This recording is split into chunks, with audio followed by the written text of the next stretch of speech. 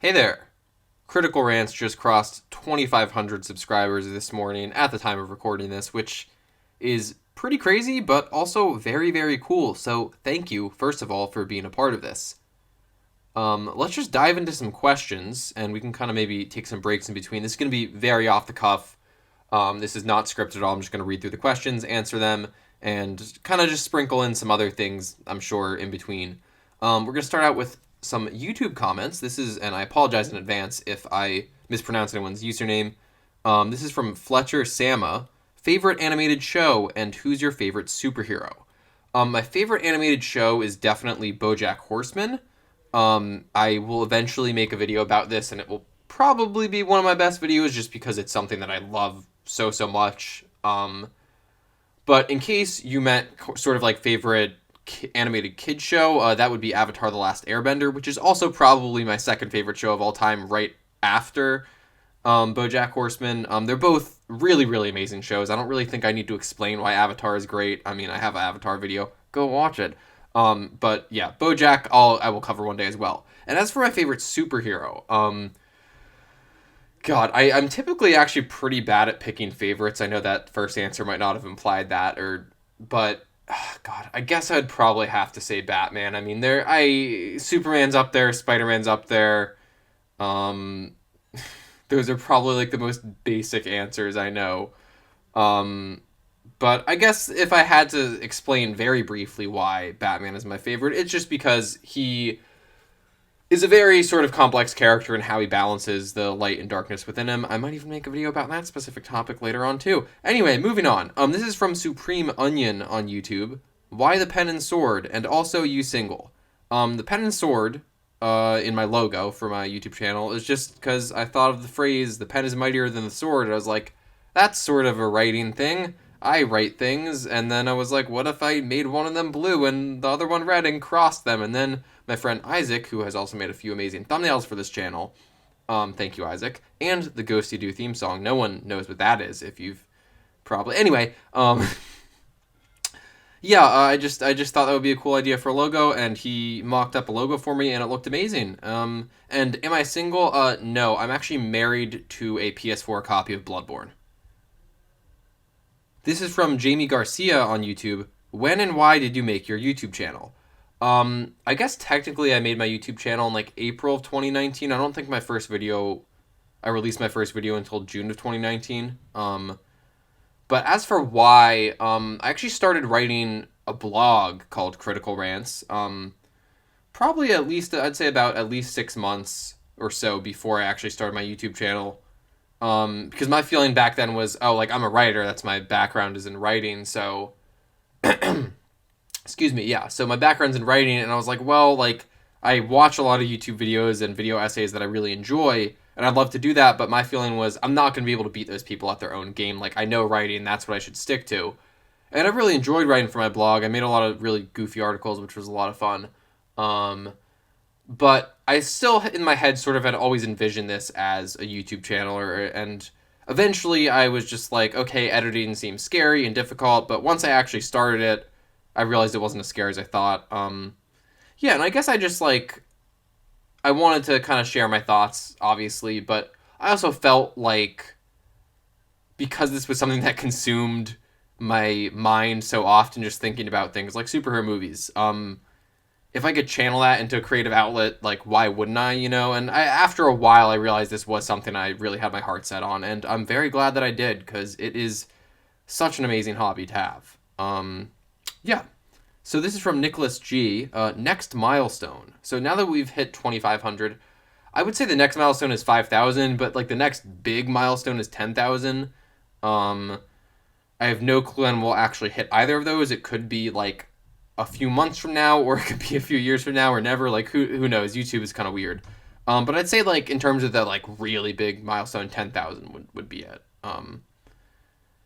This is from Loki Lofty-sun. I might have mispronounced that. Favorite book or books? Yeah, so I'm a huge Kurt Vonnegut fan. He's my favorite author. And I guess, like, probably I'd say in no particular order, my three favorite novels of his that I've read would be The Sirens of Titan, Galapagos, which is probably the funniest book I've ever read. It's so funny. and Slaughterhouse-Five. And I also am a huge fan of the Game of Thrones books, A Song of Ice and Fire.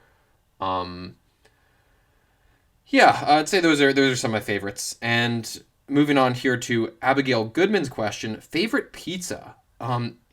Pizza is my favorite food. This is actually a really tough question because I might just honestly say like plain, like just cheese pizza. But I also really like sausage and mushrooms on my pizza, so you can't really go wrong if it's good pizza though. Um, yeah, so those are all the YouTube questions.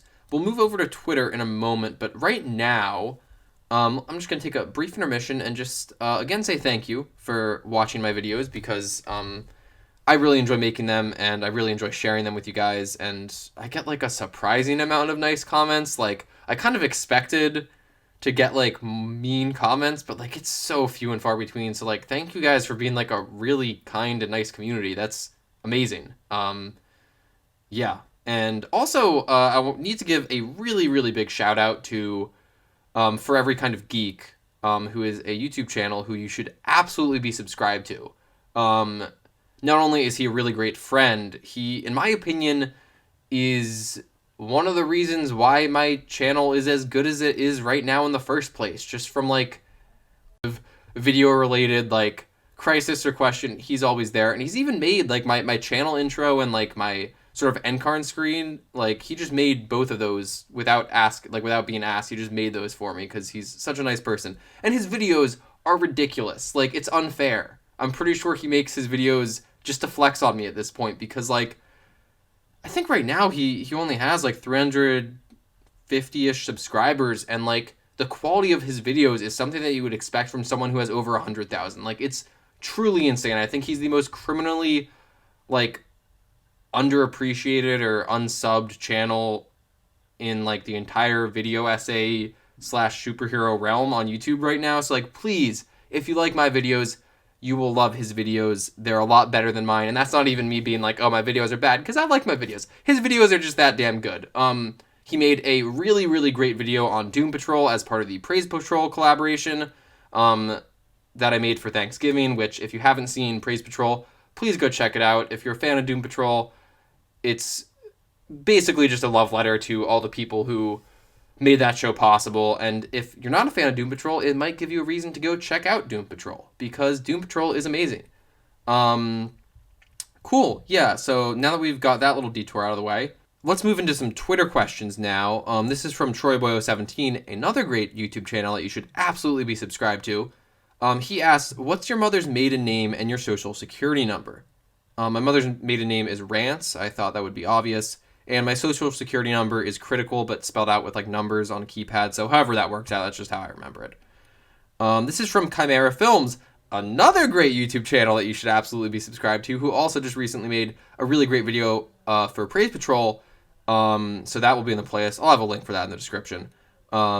He asks, how is it that you've amassed this cult known as your subscribers? Luck. Luck is the answer, and that's not really a joke either. The only reason that like my channel has blown up so much recently, because it was only a month or two ago that I had like 500 subscribers. Like, it's really shot up in the past 2 months.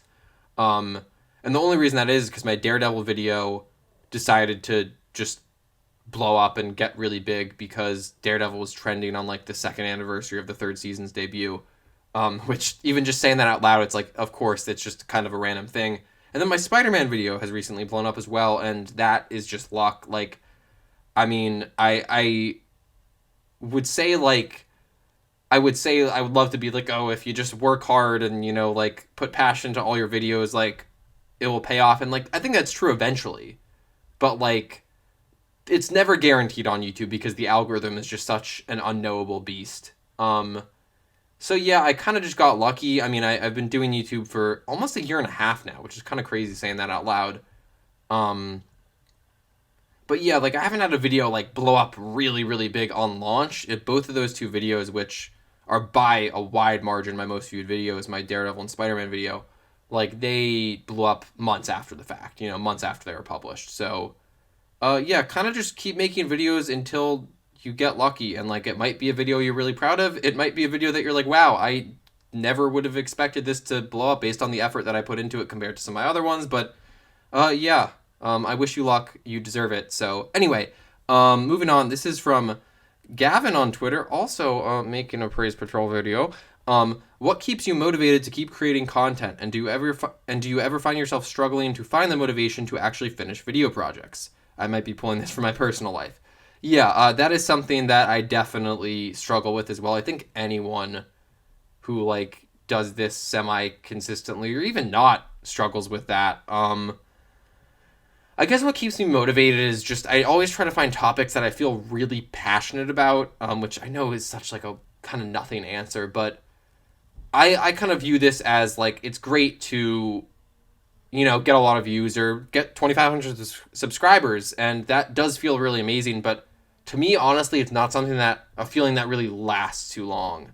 And I don't mean to sound ungrateful, but to be honest, I think at the end of the day, those are just numbers ticking up, and I feel like if I only made YouTube videos for that external reward of, people seeing the videos or even commenting on them, like, I think I would have quit many, many months ago because it can be crushing. Like, I remember there was a slump that I was in where it just felt like I was working harder and harder on each video and they were performing worse and worse. And it was like 5 or 6 videos in a row. And it was really crushing, because sometimes that's how it is. You put your heart and soul into a video and then it just doesn't get seen. Or it feels like the effort you put in isn't reflected in how it's sort of received. So, I think even in those moments, though, even in that sort of that was probably the biggest slump I ever had. And that was at least 6 months ago, if not even more, I would say. Actually, it was definitely more than 6 months ago. It was probably closer to a year ago, maybe. Yeah, probably I would say about a year ago. But even in those moments, at the end of the day, it's like, okay, yeah, this video performs poorly and that just sucks. And you kind of get like, you post a video and then after an hour, you're like, it has like, 10 views and you're just like, this is miserable. I hate this. But at the same time, in all those cases, I was able to say like, well, I'm really proud of the video that I made and I'm happy with the video that I made. So like, I think that sort of has to be enough. And I know this is a very long answer, but I think going off of that, like, the first video that I made for my channel about Rocket Raccoon and Guardians of the Galaxy, that was like my 3rd attempt at making a video, because before that, I forget what the order was. Before that, I had tried making a video rewriting The Dark Knight Rises, and I actually really like my idea. I doubt I'll ever finish it just because I ran into some issues with rewriting the 3rd act, and I was like, I don't want to get rid of the 3rd act because the 3rd act's a lot of fun. But basically, I got stuck on the script phase there, and that was originally going to be my first video on the channel. And then I tried making a video for a Game of Thrones pitch for like a spin-off show, which I actually will get to, hopefully in the near future. And I edited like an entire first draft of that video. It was like 17 minutes. And it was definitely rough even for a first attempt, and I kind of realized like, okay, this is a bit ambitious for my first project, and I had a few other ideas at the time. I was just like, okay, what's the one that I'm most excited about? Like, if I had to sit down right now and work on something, what would it be? And it was Rocket Raccoon. So I guess like I always try to find topics that excite me that I can't really get out of my head until I make a video about it or write a script for it. Yeah, so I guess that's kind of what keeps me motivated, just really giving into that internal drive and knowing that, like, okay, I'm going to make this video and it might not, in fact, probably won't get as many views as I hope, at least initially, but I'm going to be really happy with how it came out because I feel that just sort of spark, That was like half of your question, and that was like 3 minutes, my God.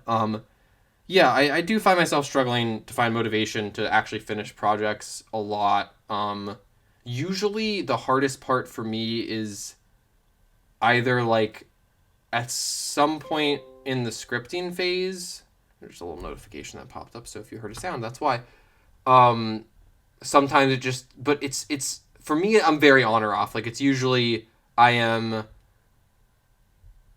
just getting nothing done, or I'm just blazing through it. Like, once I hit a certain point where I'm, like, editing a project, there's, like, a sort of, like, threshold of, like, there's no going back, where I just kind of, like, devote a lot of time to it. Um, and that's when I feel very motivated. But there's also points where I just don't want to do anything. I think especially in this year, it's you just don't always have the energy to like work on a video. Just because the rest of life can be so draining. And that's something I struggle with all the time now. I wish I had like oh, this is what you do. But yeah, I guess just kind of similar to my other answer, just keep at it, and really try to hone in on the stuff that you really feel passionate about, and sort of like make the videos not even that nobody else could make, but that nobody else could make like you. That's what I would say for advice. Let's move on to another question from For Every Kind of Geek. Go subscribe. What video challenged you the most to make and why? Oh man. Um, that's a really good question. I mean, honestly, it might have been my first video just because I had to learn so much. I mean, I didn't have any editing experience before I started my channel, which is one of the reasons I was so reluctant to start in the first place when I like started my blog. So I just like watched some YouTube tutorials and had some advice from a few of my friends and like, thank you friends, by the way. Yeah, so that was, I mean, it probably took me like 3 weeks to edit that like 8-minute video or so. And of course now it wouldn't take me nearly that long, but that would probably be the most challenging. But in terms of, I think what video challenged me, like, oh God, that's tough. I mean, I sort of try to like add a new thing. I've kind of given up on it a little bit. It kind of varies, I would say, where I try to like incorporate a new editing thing that I haven't done before into each video. I kind of I've slacked off with that to a certain extent, but oh man, that's a really tough question. Maybe, uh, honestly, I guess I don't think of it as like individual videos, but there are certain parts of videos that like where I have to learn like, okay, I want the video to look like this. But I don't know how to do this. How do I figure that out? Like in my Threat Level Midnight video, which I'm sure I'll talk more about later. Um, yeah. There was like that bit where I'm talking about Golden Face, and it's sort of, I don't want to spoil it because Threat Level Midnight video is my best video, but I'll cover that in a moment. Um, yeah, there's that bit where I'm sort of like having things different layers of the video like overlaying one another, and I just to get that to look right and how I wanted it to look took a lot of effort. But I also that was like maybe the most fun I've ever had editing, so I don't really know if I would say that was like that challenge me. I don't know. Yeah, maybe I'll come back to this one. um, Man, I'm sorry that was not my best answer, but what is the best short film you've ever seen, and why is it The Plumber? And that is from Cant of Loss on Twitter, or certain vids. Yeah, The Plumber is amazing. It's a short film made by High Top Films. Please go watch it. It's an experience. My goodness. Yeah, and go. I mean, if you're subscribed to me and you're like not subscribed to High Top Films, like what are you doing with your life? But yeah, go watch The Plumber. Here's an actual question from the same user. When did you start reading comics, and what inspired you to start YouTube? I kind of already covered the second half of that question. But yeah, when did I start reading comics? I guess like the first time I think I actually like read like an actual comic book would have been like when I was in like high school. I was probably like 15 maybe. It was probably like some Batman comic. But in terms of when I actually started reading comics consistently, that was like this year. Like that was like April. And I'm really glad I've started reading more comic books because comic books are amazing. They're really cool and they're an amazing medium. Yeah, I think after a while, just like, I watch a lot of comic book shows and movies and all that stuff. Like, I should actually start reading more comics. And, like, I've read comics, like, from, like, high school through college and, like, semi-consistently, but not, like... And I still am trying to figure out how to effectively read comics because it's a headache to figure out, like, oh, I want to read this run. I just need to get issues 673 to 692, but then also there's this other special event issue that you want to read, and then also the other part of the story is under a different title, and it's just like it's a mess. Whoever, if there's anyone in the comments who like knows how to read comic books like effectively and legibly in terms of like, oh, I want to read this run or whatever, please let me know. But yeah, I guess it really wasn't until like quarantine this year that I actually started reading comic books fairly consistently. Okay, this is from Raiden on Twitter. What's your favorite video that you've done? So I kind of said it earlier. It's Threat Level Midnight, and like by a long shot. If you haven't seen my Threat Level Midnight video, it's one of my least viewed videos on the channel. Please check it out. And if you haven't seen Threat Level Midnight or don't know what that is, it's free to view on YouTube. It's only about 20 minutes. The greatest film of our generation, and my video just sort of pays tribute to that. So yeah, please go watch that video. It's in terms of like making that video, I just was a machine. Like once I got to editing it, I blazed through it in a weekend, and like I was like working like half the weekend at the time at like the restaurant that I worked at. So like I like worked like I think like half the day on Saturday and like most of the day on Friday. And by like Sunday night at like 8 p.m., like the video was like done. And it's like a 15-minute video, and I have never, like, I don't even know in my life like worked as hard on something as I have with that video. In just terms of like, it literally was all I did, like in my free time, because I just felt so driven to do it because it's like the most me video that I've ever done. And yeah, I'm very, very proud of it. And it would be great if we could get more views on it because, as I said, it's one of the least viewed videos on my channel. But I also have a few other favorites that I've done. I'm still really proud of my first video about Rocket Raccoon, even though I'm sure now it's a little rough around the edges in terms of editing, but I'm really happy with how that one turned out. The most recent video at the time of recording this on Doom Patrol, which is my Praise Patrol video about Larry's musical number, that's definitely one of my favorites. My other Doom Patrol video is up there, and my Daredevil video, for sure, is one of my favorites as well. Even I'd say my Superman pitch. I'm pretty proud of that one too. Those are probably some of my favorites. Okay, this is from Eric Azana. He hosts an amazing podcast called Geek Explained. Please go subscribe to it and listen to it. Oh god, it's just there's so many great episodes of that podcast. Yeah. Anyway, so he asked least favorite comic you've ever read and why. And I've thought about this question a lot over the last few days because it's sort of been eating away at me, and before I actually say what it is, I kind of want to preface this by saying, like, it's going to sound weird, like, I don't really read that many, like, bad comics, purely because my taste is so refined, of course, but, actually because most of the comics I read are, like, sort of recommendations from people, like, oh my god, I heard Superman Smashes the Klan is really great, you should check it out, and I'm like, okay, I'll check that out, and I check it out, I'm like, wow, this is really great, this is, like, amazing, so, if someone was like, hey, you should read, like, Sin's Past, which is an infamously bad Spider-Man story, which Owen Likes Comics, another great channel, is making a video about right now, like, I've heard enough bad things, like, it's where, like, I don't need to go check that out myself, especially when I have so many other stories that I've heard such good things about, that I would want to read first. And I feel like it's kind of a weird way just because there's so much material out there to kind of go about things, but like I would prefer to read like good stories over bad ones, generally speaking, especially like that's not to say that like I won't read stories like that, but even like I'm not exactly a comic reader at the point where like I'm like caught up on like recent runs necessarily. Just because that's kind of expensive and hard for me to do and hard to figure out, at least for me at this stage.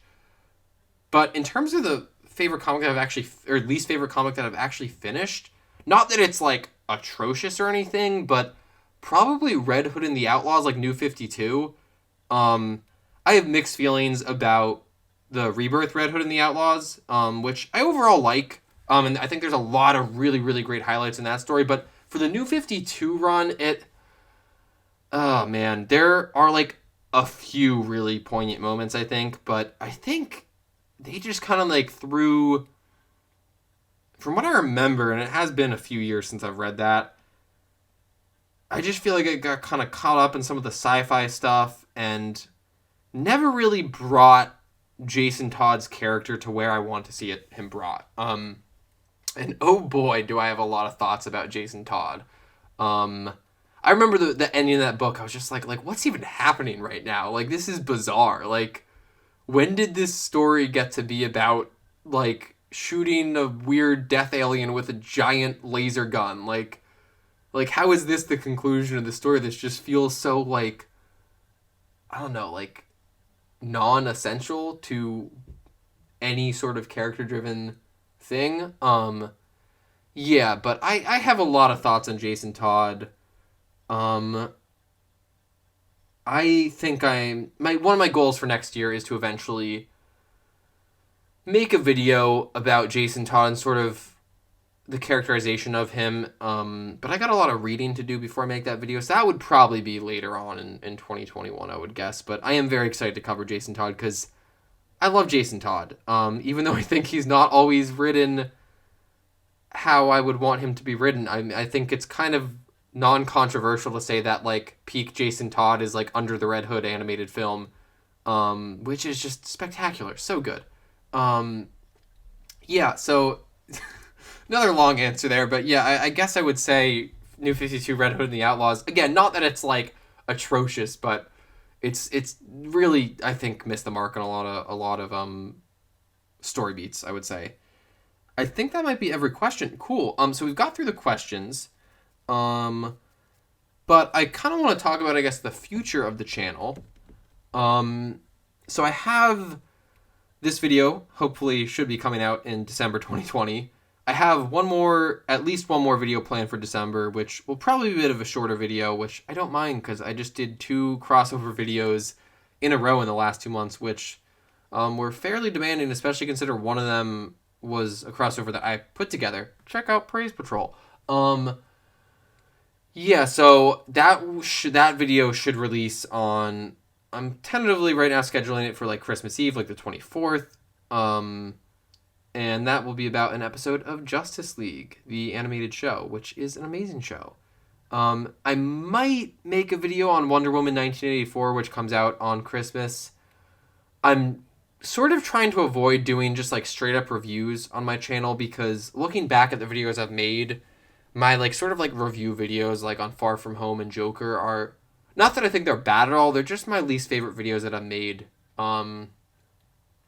Partially because a lot of times my opinion changes, like, over time, which it changes all the time. I think I would have probably been, if I made those videos about, like, Far From Home and Joker now, rather than, like, right after I had seen those movies, even having seen them, like, twice in theaters, I think I would have been a lot harsher on both of those movies. But more so than just my opinion changing, I feel like I have the least interesting things to say. I think my best videos are the ideas that have been sort of stewing in my head for weeks or even months. And I just generally like to focus on things. I try to be as specific as possible. You know, like, if I had made my first video and I'd been like, Guardians of the Galaxy is a really good movie, and here's all the reasons why, like, first of all, like, duh. Like, everyone knows that. And not only would that have made the video a lot longer, I think it would have been a lot worse. I think focusing on something specific is kind of what interests me. To sort of say, like, hey, here's why this thing is so effective. Here's why this thing works so well from a more, like, technical perspective, or here's why this thing means so much to me. I guess that's sort of what I want to try to aim for moving forward. So I might make a Wonder Woman 1984 movie or video. I mean, I'm going to see the movie on the day it comes out, but on HBO Max, not in theaters, because coronavirus is pretty rampant in the U.S. right now, which is where I live. And I do not feel comfortable going into a movie theater until pretty much there's a vaccine. So anyway, if I have something really interesting to say about, like, a specific element of the movie that I thought worked well or didn't work well, I'll probably make a video about that. But I am really excited for that movie. I think it's a pretty safe bet. I mean, more Wonder Woman from Patty Jenkins is, yeah, it's probably going to be a good movie. I don't know if it will blow me away, but I would be shocked if it wasn't at least, like, pretty good, you know? But yeah, so that's December. Obviously, for January, I'll have my January video. That is sort of to be determined. I realize I sound like a crazy person, and I'm about to sound like an even crazier person if you have no idea what I'm talking about. But basically, there's a story called Superman's Pal, Jimmy Olsen, Who Killed Jimmy Olsen, written by Matt Fraction, and I believe drawn by Steve Lieber, which is just the funniest, probably the funniest comic book I've ever read. And it's really amazing. And obviously we're going to make a January video for that. Hopefully that'll be a big crossover. And then for February, I'm going to keep this a secret for now. But I do have at least 3 videos planned for February, all unified under a single topic, which I'm pretty sure most of you guys won't be as interested in. But my only hint is that I have made multiple videos about this overarching topic sort of on the channel before. So yeah, but I'm very excited to make those videos. And then beyond that, there's still part 3 of a Young Justice video coming out. For Every Kind of Geek made part 1. Please go check that out if you haven't seen it. It's amazing. It's about the first season of Young Justice and why it works so well. I made one about season 2, and then for season 3, we might even have a third person who is making a video, who is not one of us. That we're tentatively aiming, in the first half. But beyond that, I have a few other videos planned that I'm really excited about. I don't want to spoil too much here, but yeah. That's sort of the slate for the upcoming months, I would say. I do want to get that Game of Thrones pitch in there somewhere, but it might have to be later in the year. But yeah, I guess that's more or less it. Thank you guys for watching until the end if you made it this far. This is a half hour and it went by very quickly. I'm going to get a sip of water.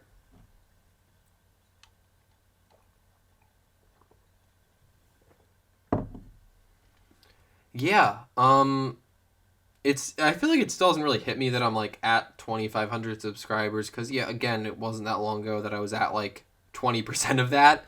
So yeah, thank you. I really, really appreciate that you guys watch my silly videos and like enjoy them and leave such nice comments, because that always makes my day. So thank you guys for being a part of this. This is a hobby that is something that I really enjoy. It can definitely, as I don't need to tell any other YouTubers or video essayists, like it can be a little crushing at times. And I think I've gotten a lot better at managing that over, the past few months or so, or past 6 months or so. But it also is something that can be really, really rewarding. And again, I think the most important reward to me is that internal reward, but it is always such a nice feeling when a video does perform well, or you get a really nice comment on your video and it gets shared around. So yeah, thank you guys for doing that. Go subscribe to like all the people that like I mentioned. Like if you're not already, like please, like your life will be better with them in it. Yeah. 2020 has been kind of a rough year for me, and I imagine for everyone. So having YouTube to do has been a very good reprieve from that for the most part. And definitely something that helps keep me sane, because I'm pretty sure I would have lost my mind like back in April had I not had a sort of creative outlet like this to work on. So thank you for helping my creative outlet to exist. One day, hopefully, I can do this for a full-time job. I would not say I'm quite at that moment just yet. So yeah, and the way you can make that happen is by sharing my videos around. And that means you'll get more videos because I'll be able to have more time to work on them. So yeah, share my videos if you like them. If you don't share them, because that would probably be rude of you to say like, hey, friend, I just found this really bad video. I hope you watch it. Why am I still on this tangent? Alrighty. We're going to wrap things up here. I thought I was already wrapping things up. As you can tell, I'm a very organized, non-scatterbrained person. Very serious, and I never use sarcasm. Yeah. Doom Patrol's a good show.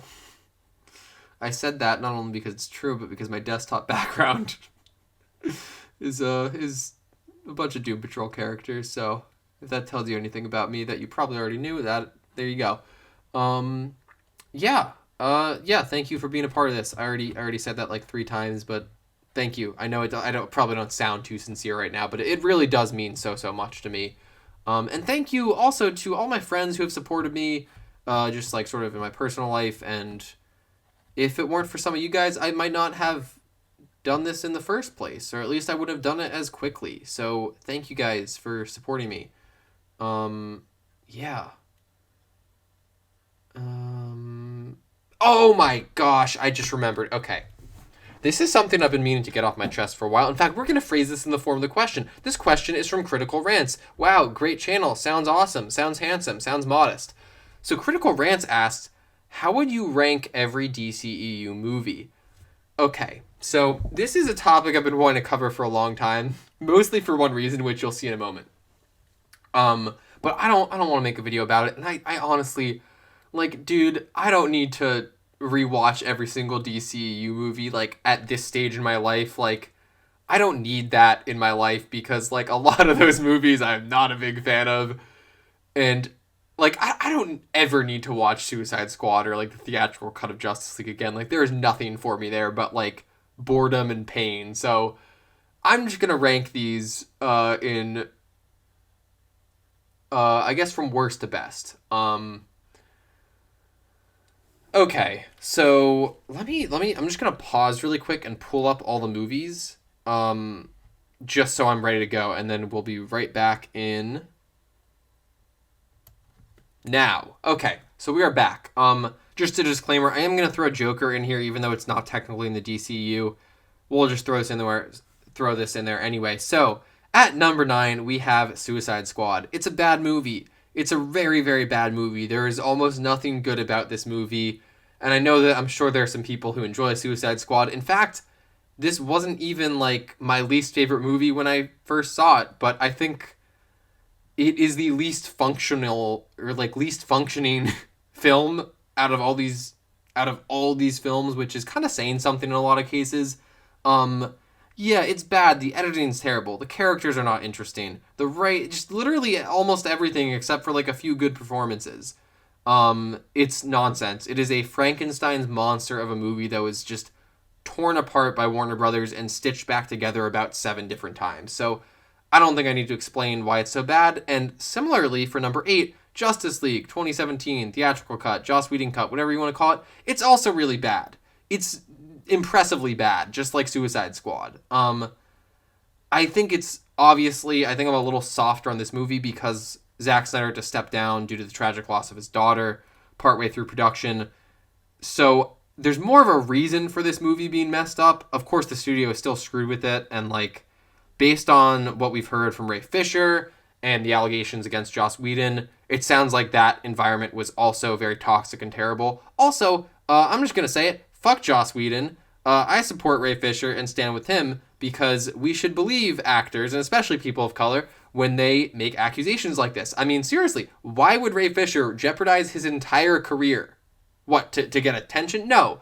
Fuck that. Like, these are some serious allegations to be thrown around without anything to back it up. So fuck you, Joss Whedon. You're a bad person. Okay, moving on. Justice League is bad. Number 7. This is taking a lot longer than I thought it would. Oh boy. Oh god, what is number... Oh yeah, number 7. Now, a lot of people are going to be pissed about this one, but I don't care because I hate this movie. Aquaman. I have no respect for this movie. The only respect I have for this movie is for James Wan, who I think, with what he had, did a good job of directing. And most of the costumes, because I think most of the costumes, with the exception of mirrors, are... Fuck Amber Heard, by the way. Yeah. Most of the costumes are really good. And the main reason why I hate this movie is the writing. The writing is agonizingly terrible. Every single scene in this movie is exposition, exposition, exposition, explosion.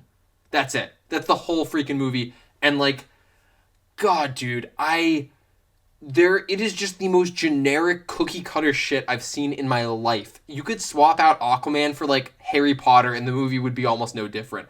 Oh, he's the chosen one and he's gonna unite his people. Do we know, okay.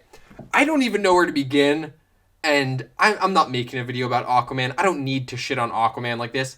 People say it's a fun movie. I personally don't find it fun. I don't even find it dumb fun. I am so insulted by the script of this film that, like... And see, right now, my channel's called Critical Rants, and I know I'm jumping all over the place, but I feel like in my videos I'm a bit more kind of composed because I have a script. But now you actually get to see the full rant coming out. Like, I don't care if this video is an hour long. Right now it's at 42 minutes.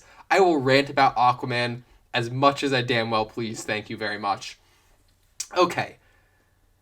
Where to begin? So Aquaman is destined to become the king of Atlantis. And what baffles me is that he has set foot in Atlantis like once, even including the film. Like, he has never been to Atlantis, and they're just like, hey dude, you should become king. Imagine if I found out that, like, hey Cole, it turns out you're actually the secret son of, like, the king of France. I know France doesn't have a king, or I don't know. The king of Pakistan, right? I've never been to Pakistan in my life. And they're like, hey, you should be the ruler. Do you think anyone in Pakistan would be like, yeah, let's have this guy rule us who's never been to our country? That is insane. And I know that's such a small thing to nitpick, but the rest of the movie sucks ass. The dialogue is terrible. I did not laugh at a single joke in this film. I chuckled. I chuckled once. Oh my god. And dude, none of the characters, I don't give a shit about any of the characters. People say that King Orm is like a good villain. No, he's not. Patrick Wilson does a good job with his performance, with what he has.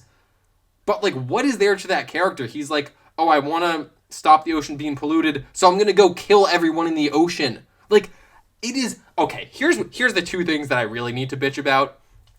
Part of my language here, but let's start with the smaller one.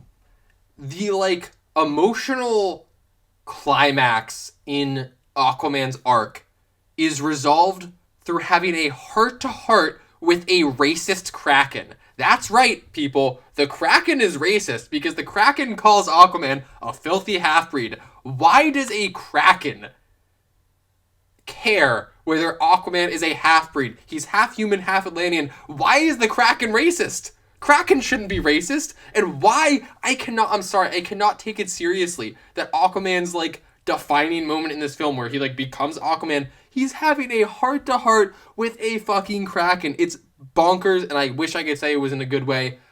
I can't even enjoy it as dumb fun, but the real reason that just blows my mind, the climactic battle of this film, the big third act battle, is between the villain, King Orm, and a group of crab people that we, up until this point, have never seen. We have not met the crab people. And dude, like, I am all for, like, let's have crab people in this Aquaman movie. Let's have an octopus playing the drums. Like, absolutely. Go for it. But you cannot have the final conflict of your film be between a group of never before seen crab people and the main villain, and then, like, Aquaman shows up and they fight too. But, like, how? And I know, and it seems like I'm nitpicking, but, like, I have just no respect for the script of this movie. It is dog shit. It is fish poop. It is awful, and I hate Aquaman. And to be honest, I don't even know if I want to watch the sequel. Not only because I'm not interested in it from the, just the first movie being bad, but also Amber Heard is still in it, and we should not have abusers be in films when she is on tape admitting that she abused him. So fuck you, Amber Heard. You're a piece of shit. So number 6. Number 6 is Batman v Superman. This is kind of a weird one for me because to this day, it is still the worst theater experience of my life. And I don't mean like, oh, like there were like kids on their phones or people talking throughout it. Like, this was just the most disappointing, soul-crushing theater experience of my life. Because at that point, like, having seen the trailers for that movie, I wasn't, like, particularly excited for it. Like, I was really excited in the sense that, like, I'm a big fan of Batman, I'm a big fan of Superman, I'm a big fan of Wonder Woman. And I was excited to see them come together. But based on, like, I was like, the movie will be, like, decent. That's kind of where my expectations were. Like, I'm not going to be blown away by it. I don't think it'll be terrible. But holy shit, did I think this movie was terrible. And I don't think this is even, like, I don't even know if I would call BVS a terrible movie, because I do have a lot of respect for it in the sense that it does have a coherent vision. Like, what Zack Snyder set out to achieve and sort of the arcs he had for a character like Batman, like, I can see what he was going for. I can respect his vision. I just personally don't think it's executed very well. But when I was watching this movie in theaters, my God, dude, Jesse Eisenberg as Lex Luthor, I know what they were going for, but I just, oh God, I physically cringe, like, right now just thinking about him doing anything. Why is there a scene in which Jesse Eisenberg, and I can't even call him Lex Luthor, Jesse Eisenberg is, like, talking to a senator, and he just, for no reason, slides Jolly Rancher into his mouth, says cherry, as if that explains why he just did that, and then licks his fingers. I know these are nitpicks. I really, overall, it's just, I'm not a fan of Batman killing, and I understand that this was sort of supposed to be a redemption arc for Batman, but it doesn't work for me. I don't really think I need to explain why it doesn't work for me. I'm sure you can, I mean, if you watch like any other video essay about Batman v Superman. However, with that being said, Loverboy Media's video on Batman v Superman is probably like my favorite YouTube video I've ever seen, because it allowed me to be like, hey, this thing that I've always hated, I don't have to keep hating it. And I don't even think I would say that I hate this movie anymore. I mean, like, I kind of do, but I also think it's leagues above Suicide Squad or Justice League or Aquaman. I just personally, it is not for me. Yeah, so then, oh god, number 5 I would say is Man of Steel. And I don't hate Man of Steel at all. I don't really think I ever did, but it is also kind of like, I don't love the direction they take the character in. I actually really like Zod as a villain. I mean, I don't think he's like amazing or anything, but he definitely serves his purpose. And there's that one line towards the end of the film after Superman has basically decided to be like, oh yeah, sorry Krypton, like you've had your chance. And Michael Shannon delivers it really well. Like, he doesn't like scream. You know, he just kind of like almost quietly, if I remember, says like, oh, like I have no people, like everything I've done is for my people, and now that's nothing. And like, I felt that, you know, and I think he does present Superman with that sort of question of like, is it better to save Earth even if it means destroying Krypton? So like, he's a functional villain, and he's one of the better ones in the DCEU, just sort of by being a villain in the DCEU. But he does a pretty good job. I think the big thing for me, and this is a thing that a lot of people get hung up on, is the Pa Kent thing, with him, not only him saying like, oh, maybe you should have let those kids drown on that school bus, but also like the idea to me that Superman would let Pa Kent die, or anyone die, rather than reveal his identity, is just, to me, that's counter to every single thing that Superman stands for. Especially, and like, I don't want to be one of these people who's like, the plot hole and the nitpick, but like, Pa Kent's in a tornado. You can literally just have Superman run in there at super speed, grab him out, run him like a mile away, and be like, miraculously, the tornado blew him to safety and he was uninjured. Like, no one would know that it was you, Clark. Like, it just, I don't know. It feels a little contrived, but overall, I just think that sort of take on Superman is not for me. I don't think that movie's terrible or anything. I think it has plenty of issues, but it is, again, leagues better than sort of what's come before it.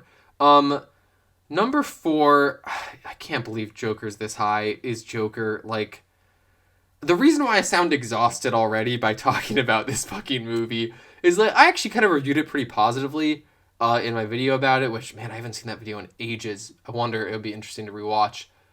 And when I first saw it in theaters, I saw it twice in theaters, I really didn't like it. I felt that it was very black and white and didn't have really anything interesting to say. Obviously, like, Joaquin Phoenix gave an amazing performance, and the music, oh my god, the score for that movie is just, mwah, you know. But when I watched it the second time, I was like, oh, well, this is kind of, like, intentional that things are so black and white, because it's sort of from Arthur's perspective, and that's how he sees the world. And I still agree with that, but at the same time, like, that still kind of robs the movie of a lot of nuance. You know, like, they didn't have, you can tell, like, a unreliable narrator, like, sort of POV story without also making the entire world black and white.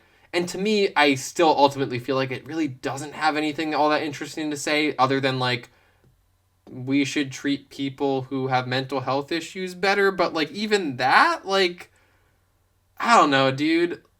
I think also it's the fact that, like, people who really like Joker, like, really like Joker, they're like, it's the best thing ever. And that just makes me a little uncomfortable, because it's like, I would maybe say it's good, but, like, it's not, like, anything really truly noteworthy, in my opinion. And that's just, I don't know, it kind of gives me, like, I feel like you are, like, idolizing the character, and that just kind of, like, no one should ever idolize Joker. He's a horrible person. Harley Quinn show does an amazing job of portraying that. And that's a whole other thing. But moving on to movies, these are, now we've gotten to the top 3 movies that I actually like. Like, seriously like. Number 3, it's close, but I'm going to say Birds of Prey. Birds of Prey is just so much fun. I think I saw it like 3 times, 3 or 4. I think I've seen it 3 or 4 times. I think 3 times in theaters. It's just so much fun, and I think that to me is the greatest value that this movie brings, or the biggest thing that it brings to the table, is just being absolute, absolute madness and fun and chaos and beauty. And like, my one complaint about Birds of Prey, the sort of my one, not my only complaint, but my one major complaint, and I touched on this a little bit in my review of it, which is such like a nothing video, and that's another reason why I don't like making reviews, because it was so kind of off the cuff and quick.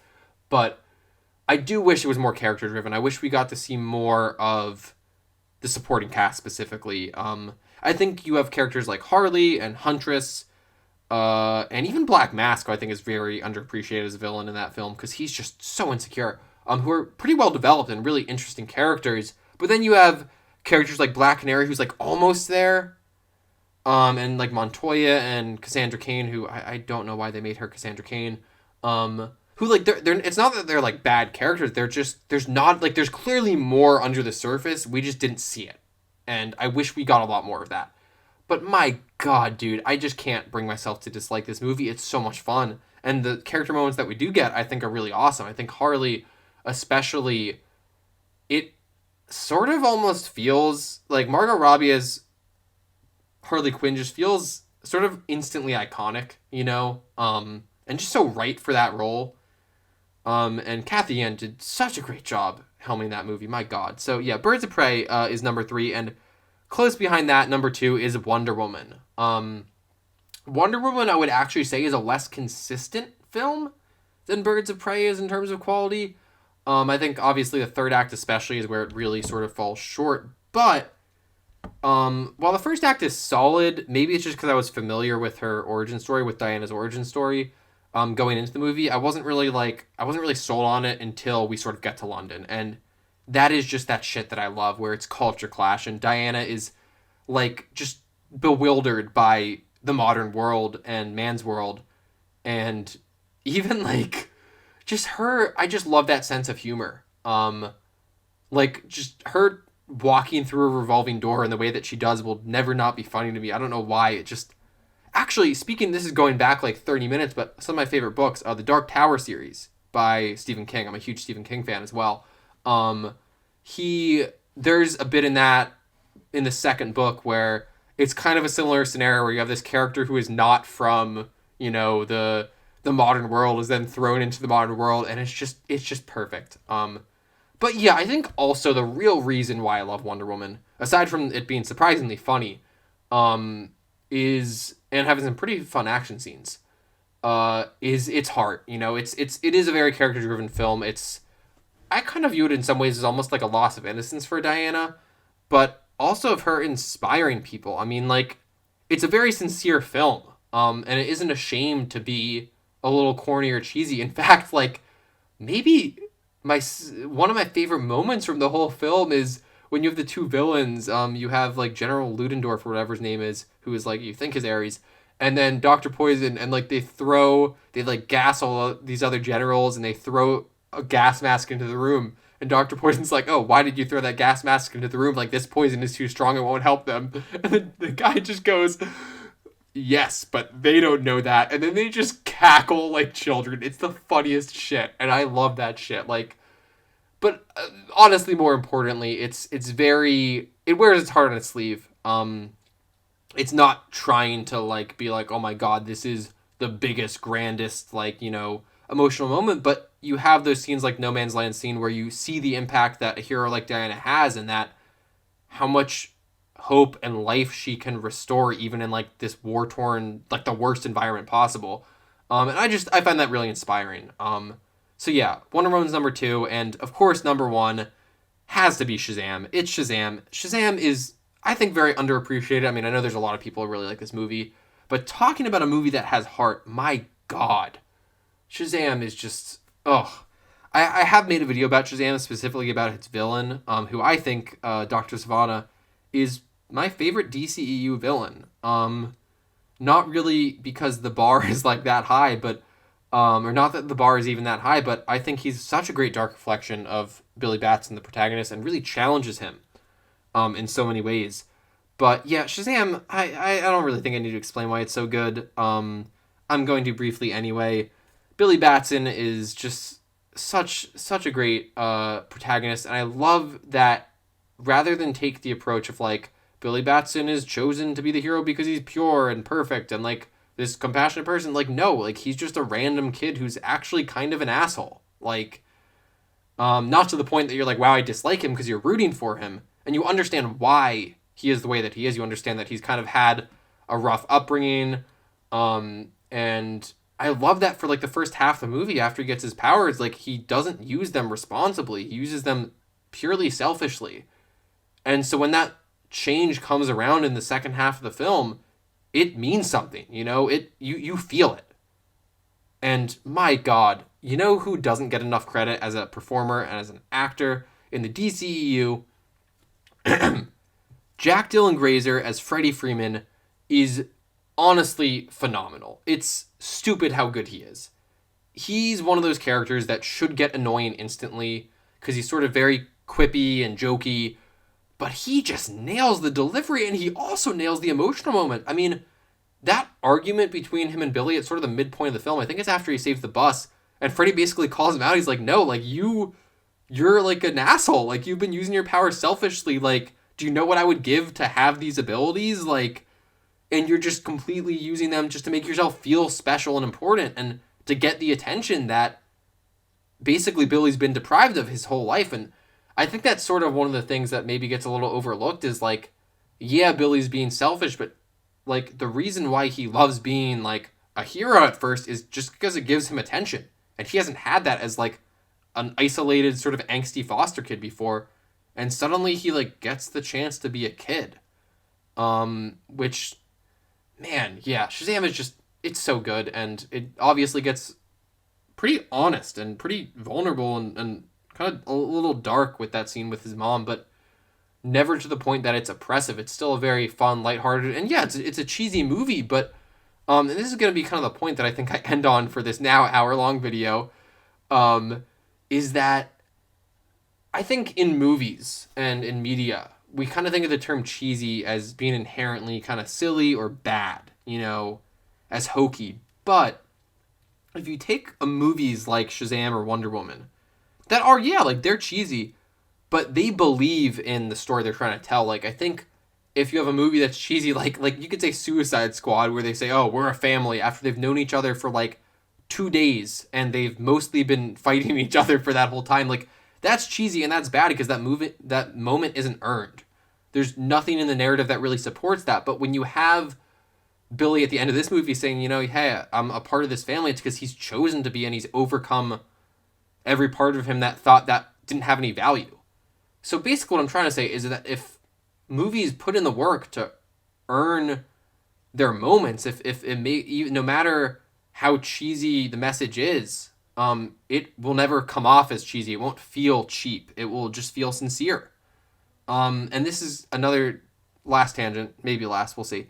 Kind of going off of that, if you think about like Avatar: The Last Airbender, and I guess spoilers for like the very end of that show, there is a scene that always makes me cry because the music is so amazing. And it's just a very emotional moment after sort of Fire Lord Ozai has been defeated and Zul has been defeated and Zuko has been crowned Fire Lord. And he says, and it's more or less word for word what I'm about to say here, like, you know, a century of war has left, you know, the world scarred and divided, but like we can usher in a new era of peace and love. And like that is the corniest shit that I've heard in my life. Like, just take that out of context.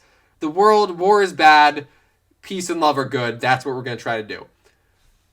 But the reason why that moment works so well, and I would never call that moment cheesy or at least cheap cheesy, you know, is because it's earned. I mean, Zuko was someone who, for most of the series, didn't believe that peace and love was the right path. That wasn't the path that he was on or he even considered taking. But after his whole journey throughout the show, he personally understands the importance of, you know, choosing love over hate or, you know, peace over anger.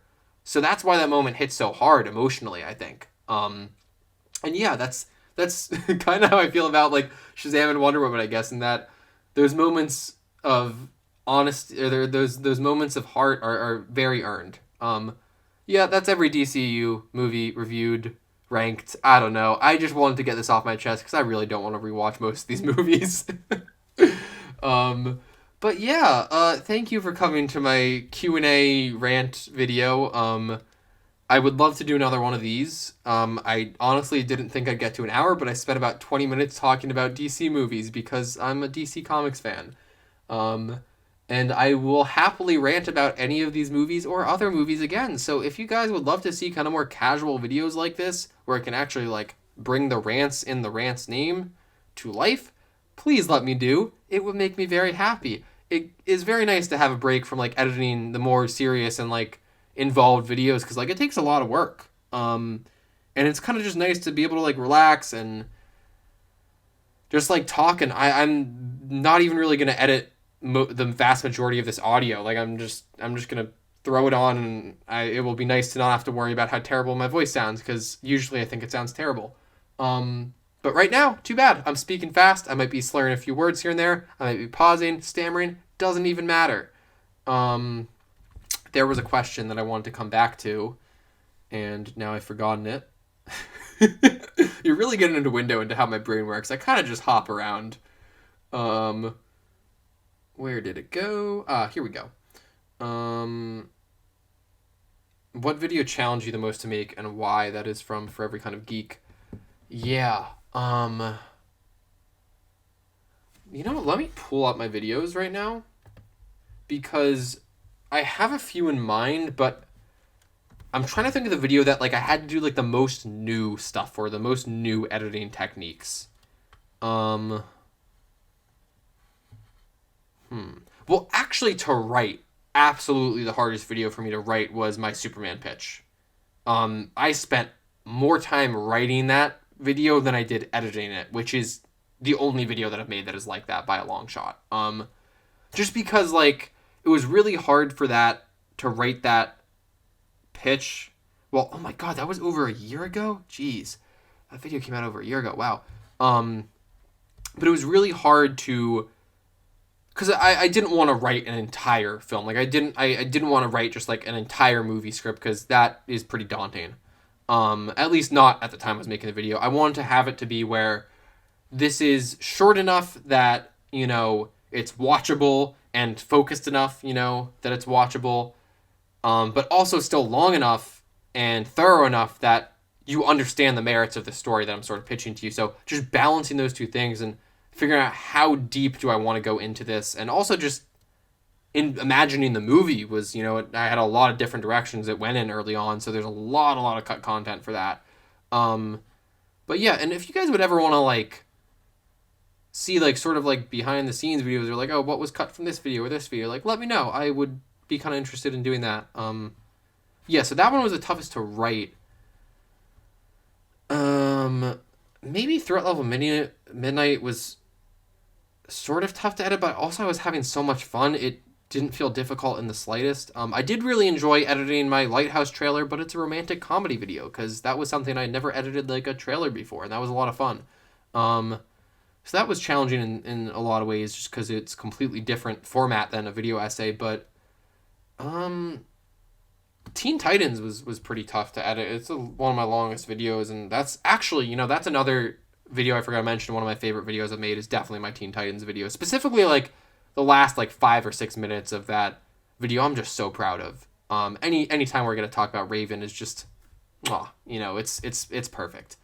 So, yeah. Yeah, that's kind of my answers. Actually, Big Top Burger, thanks to your advice for Every Kind of Geek, he gave me some really great feedback, and I added a lot more polish to that video than I thought I would for such a short video. So that one was actually more involved than I thought it would be. But yeah, I think that more or less answered the question, sort of. Let's actually call it a wrap here. My actual closing thought. I don't know if I'll believe that, but my actual closing thought, just again, thank you guys. It's kind of nuts that I'm at 2,500 subscribers. Still doesn't really feel real, but I have a lot of really, really great videos planned in the near future and also in the distant future for next year. I mentioned that Jason Todd one. I'm super pumped about that. And man, there is one video in particular that is probably going to be my craziest video I've ever made, which is saying something. And also probably the most involved in a lot of ways. But I'm really excited for you guys to see that. I'm maybe aiming to get that out in April, but it might be a little bit longer. We'll see. But yeah, thank you guys. Yeah, I hope you guys are doing well. It's been a rough year, and it's now December. 2020 is almost over, which is a good thing. I'm really hoping that there is a vaccine that is sort of distributed over the next few months, because I know that should be happening, but I just hope it sort of is distributed effectively, at least in America. We haven't handled things too well. So yeah, in conclusion, thank you guys for watching my channel and supporting me and all that stuff. It really does mean a lot. Yeah, and go watch other people's channels that I've mentioned in this video in case you haven't already, and like, go make your own videos. I don't know, like, go, be free, do your thing. Okay, I'm gonna say goodbye now. Thank you guys, this has been a lot of fun. Please tell me if you want me to do something like this again. It doesn't have to be an hour long. Wow, this is an hour long. I really ranted for over an hour. That is honestly on the short end for me. So, yeah, okay. Mwah. Love you guys. Bye. Have a good year, next year and this year. Have a good life. I hope your life goes well. See ya.